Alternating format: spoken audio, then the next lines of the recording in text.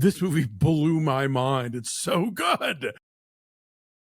We just reviewed Highest to Lowest, which is Spike Lee's latest film. It is a remix of High and Low, the 1963 Akira Kurosawa classic. We wanted to go back and watch that and talk about that with you as well, because we love doing that kind of thing. So come subscribe, come hang out. All the Kurosawas are on Criterion Channel. Worth your time and investment. Almost all. I think. Are they not? I think like Dreams and a couple other ones aren't, but for the most part, they're there. And in fact, Janice is doing a reissue right now of new 4Ks of several of his major titles, including High and Low, which I got to see in a packed house at the Egyptian Theater here in Los Angeles. It was awesome. Cool.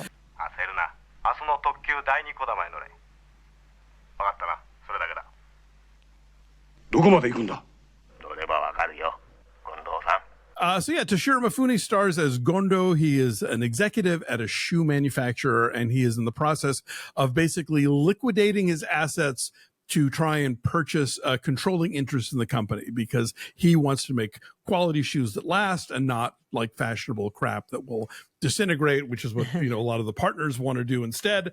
At that very moment when he is, in a very tenuous financial situation, he gets a phone call informing him that his son has been kidnapped and a ransom must be paid. He soon discovers that there's been a mistake and that the kidnapper has taken his chauffeur's son instead. And so now Mifune must wrestle with the idea of having to pay this ransom anyway for this for his a child that is not his, and what the implications of that are, what the implications of not paying that ransom are.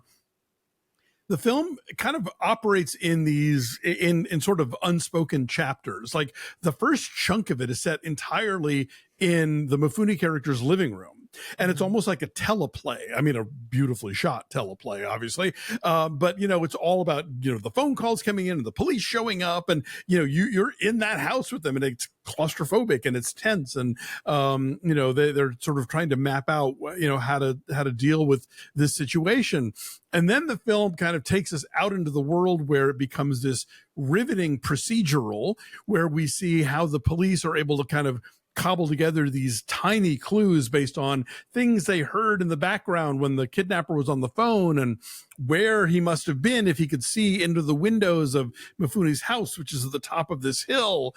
And we go through the whole process of how he is captured, while at the same time we also get a look at how this financial transaction has affected Mifune in good and bad ways.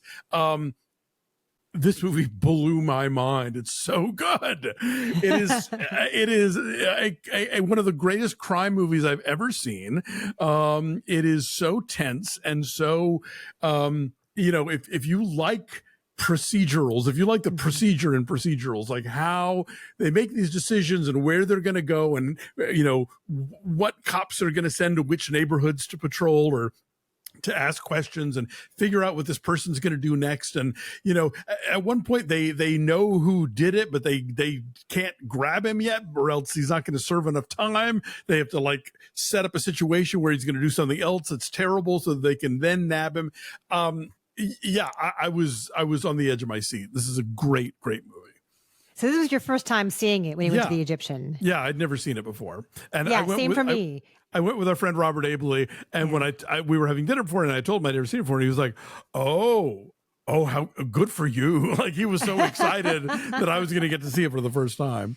Yeah, I watched it on Criterion. I'd never seen it before either, so that was really, really cool. Yeah, all the little details about how they go about their police work as far as triangulating where the payphones are in relation to the house, and who would have a view, and what train goes by, and what the sound is when it goes around a curve, and a certain kind of streetcar. Totally, it's so clever. And it's riveting, and as you say, really, really draws you in. But I was also just sort of blown away by the mastery of tone and the way this movie evolves, because in the beginning it is just a lot of Japanese businessmen sitting around smoking and talking about shoes. And it kind of lulls you in. It's a little boring at first. It's so it's understated and kind of monotonous, and they're all just in this beautifully decorated but kind of minimalist room, and they're talking about shoes for a really long time until the phone call comes in about the kidnapping.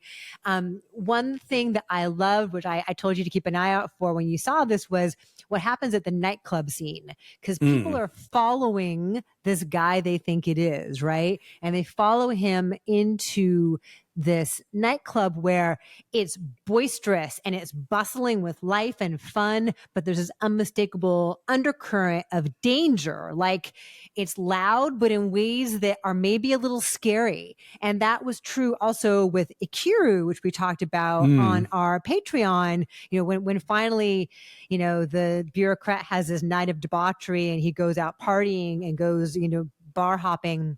It's fun.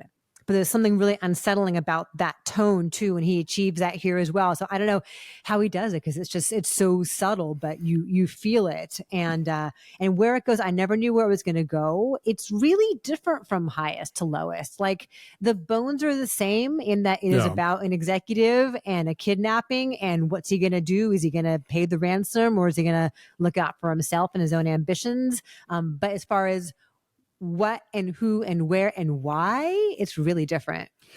Yeah, the motivations of the criminals definitely different. You know, we do get a complex ransom drop that involves a train. Yes. In both versions. But yeah, I think I didn't like Highest to Lowest nearly as much as you did, and watching it and afterwards, because I was sort of disappointed by it, it reminded me of the thing they always say, which is like, remake the bad movies. Remake the movies that had a cool idea, but they didn't work for whatever reason, or they didn't take full advantage of what it had. If you remake a classic like this, you are just begging for, you know, comparisons that you will likely not live up to. You know, at best, you will maybe, if you're lucky, be on a level of the original, you know, but you're never going to surpass it, heaven knows. And so, yeah, I just kind of feel like maybe this wasn't the one to do, you know, or at least take the approach of like, well, I'm really just like with the Roses. I'm not remaking this movie. I'm just adapting this novel also, you know, and leave it at that. But no, this is Spike Lee was like full on, I'm remaking this. I'm like, all right, well, this is, you are now setting yourself up for comparison to this amazing work of art, you know? Yeah, no, it's impossible not to compare them. Of course, you have to. This is one of Kurosawa's greatest films, and one of his most adored. And I don't know, Spike is ambitious and he's confident in his abilities. So I admire that about him. Like, he's going to go for it. No shortage of chutzpah. It's his third remake, right? Because he did Old Boy and he did Ganja and Hess as The Sweet Blood of Jesus. So yeah, I mean, he's clearly not. He doesn't feel constrained by that idea, but like, this is, you know, I'm so excited about this movie. Like, I can't wait to push this movie on people who haven't seen it, because I had not, and I'm so glad that I finally did. Yeah, and the low parts are very effective as well, and very evocative, as far as like they're pretty terrifying. There's almost like a zombie kind of quality about, you know, what happens in Drug Alley. Yeah, indeed. And I think there's this tendency that people have in the United States anyway, where we think of any movie made before like 1965 is all, you know, sweetness and buttercups, and like he's laying it out there in terms of like, you know, what heroin addiction looks like, you know, and what just kind of like this sort of underbelly, you know, the nightclub scene you talk about, you know, there's a lot of American GIs, you know, who are being very like, you know, grabbing a lot of women and drinking a lot of booze, you know, and the music's blaring. And so, you know, he does create a real tension there. Yeah. Do we even give this a number? I mean, it's freaking Kurosawa. Yeah. This is the standard by which everyone else is trying to measure themselves. So yeah, if you've never seen High and Low, do yourself a favor. Trust me, it's so wonderful. It's on the Criterion Channel. If the new 4K screen's near you, go see it on the big screen. That's, you know, nothing better than that. And, you know, and then there's Highest to Lows. Oh, that's good too.